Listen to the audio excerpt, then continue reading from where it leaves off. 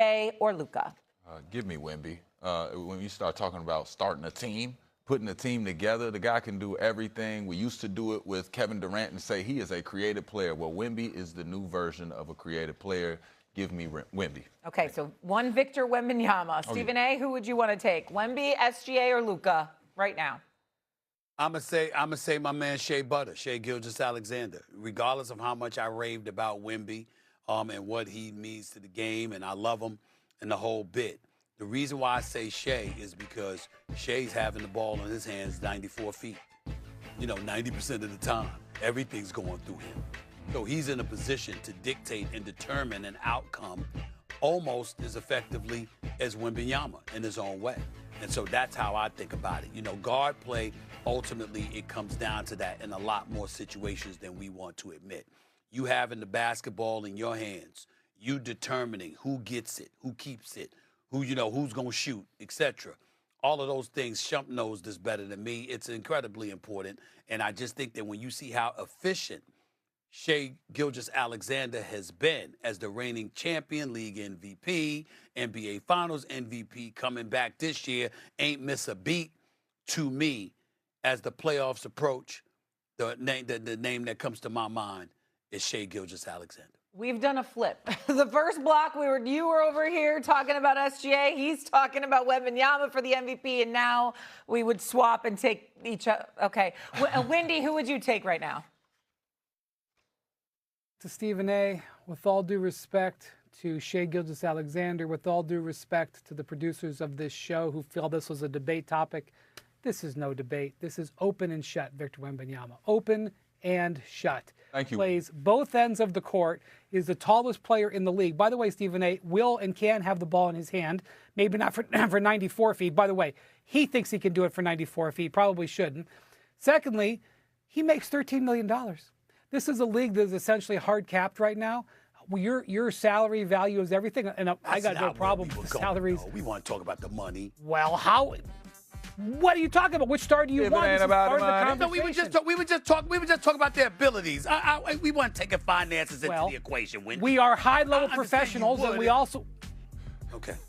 We are high-level professionals. We can talk about the entire conversation. So he's going to make less money than these guys for the next 5 years and this year. That matters, what you can build around him. So that's why I say I don't even think it's a debate.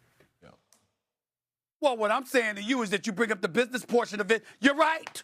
I mean, who the hell don't know that? If I can get Wembanyama for $13 million, but I got to pay Shea $70, of course I would go with Wemby. I was just talking about on the basketball court. And, oh, by the way, I love my man Wemby. I love my man Wendy, Shump. I love my man Wendy. But, Shump, just in case you don't know about me when it comes to first take, I don't give a damn who agrees or disagrees with me. Oh, no, I know. I didn't come here for that. I'm talking about Wendy. It ain't going to change my opinion. Here's the deal. I love my man Wendy. But here's the deal. Wembanyama is the real deal. He's special. He's every bit as special as Wendy told me he was going to be. Because, see, Wendy was over there in France watching him. We were stuck here in the States, Chomp. We didn't go over there. Wendy was chilling in Paris.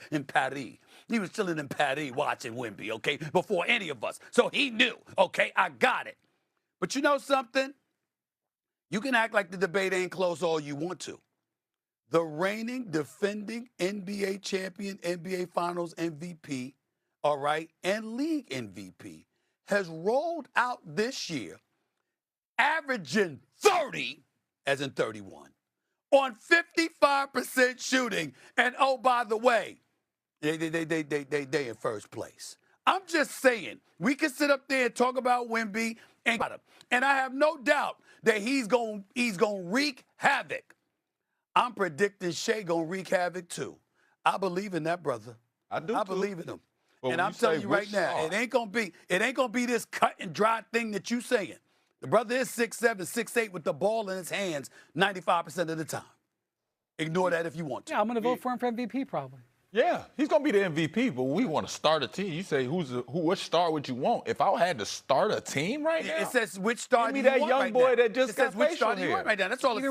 Give me the young guy that just got his facial hair. But y'all say, but I'm not asking about, I'm not talking about starting a team. Okay, but I'm not talking about starting a team. When they ask the question, which star do you want right now? I'm thinking April come in May. The players about who to you begin want on a your month team? from now, and I'm saying to you, Shea Butter is gonna have something to say because he gonna still give you 30. I love He gonna it. still give you 30. I love it. But still, go get me the dude, the light-skinned dude with the little bit of facial hair that's 7'5". Yeah, we're talking about the playoffs. SGA got clearly you. has a little bit of got you. experience. How many free throws is he going to get in these playoffs? That's what I want to know. We talking about SGA We free about throws. to find How out. many are we going to We get out of about to Wemby? find out. Oh, I can't wait. This is Buckle We're up. becoming- about to find out. Buckle up. I can't wait. Hey, Shump, did you remind everybody about that story with you and Kobe? When Kobe came up to you at the end of the third quarter, you had a good game. You understand? Remember Why that you gotta story bring that up told? right now, man? Remember that? Oh, we got to bring I'm that up. just man. asking. I I'm was just having asking. I He was said having you a had great a good- game. We won that game. He said you had a great. He said at the start of the fourth quarter you had a great game and then went ballistic. And you looking at Dan Tony like, what you want me to do? Remember you that? want? That's Shea. That's Shea. Shea. That's what Shea gonna be doing come playoff time. He gonna be rolling. I'll be up glad on to Cat. watch it. You had a good game. Yeah. You had a good game. I want to see All right, it. we got a similar one kind of with LeBron, and now we're going to have one with Jason Tatum. T-Mac is saying that he's still trying to figure out how to work his way in. Wendy, I'll go to you first. Has Tatum's return hindered the Celtics at all? I'm going to sound like a meme from our man, Mr. Smith here.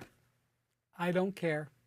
I don't care what Jason Tatum is shooting in mid-March. I don't care what he looks like in mid-March. The only thing that matters is what he looks like on May 1st. Yes, he has not shot the ball well. Yes, he is experimenting with a one-legged shot, which appears to be something he developed when he couldn't really land on that right leg as much, and it hasn't worked at all. Yes, his legs don't look strong. That doesn't matter. What matters is the way he looks in 6 weeks. And here's the thing. Their offense has definitely struggled since he came back, and he's a part of it. But it's not like Jaylen Brown is getting fewer shots. He's getting the same amount of shots he was before. It's not like Jaylen Brown is like dramatically changing his game. The only guy who's really at their core, who's really had to sacrifice it all, has been Derek White. He's taken a couple less shots a game. So I have absolute 100% full confidence that Jason Tatum is going to be in a much stronger position when it really matters. And him coming back when he did bought this time. It bought an adequate time, hopefully. I mean, you don't know for sure, but hopefully for him to get rhythm and get back into the fold. When you look at the Eastern Conference, the second round onward is going to be an absolute battle. And there's going to be a couple of teams that go home in the second round that are going to really feel bad about the way things went. The Celtics and Tatum have to be in good position and good standing then. Their defense is still playing well. I have zero worries about it right now. Right now, 6-2 record with Jason Tatum in the lineup this season. Go ahead, Shump. I don't think that the Celtics should take the bait of feeling like this is a make sure he fits type of situation. They should not take that bait. This is a guy coming back from a major injury. When you come back from a major injury, we already know how it goes. You're going to come out, you're going to shoot out like a bat out of hell, and everything's going to go right for a second. Then everything calms down and becomes regular. Then we take a decrease because your legs are finally going to feel what it's like to be out there and competing at this level again. After that, everything goes back up because nobody expects anything from you. They think you're just in a slump. As long as everybody in that locker room has been waiting for him to come back, which they have, as long as everybody in that city has been waiting for him to come back, which they have, they can wait patiently. And like Wendy said, when May 1st comes, he'll be ready. He will have his legs under him. He'll be shooting the ball better. What I think people should focus on with this comeback, and I was actually surprised to hear T-Mac say that,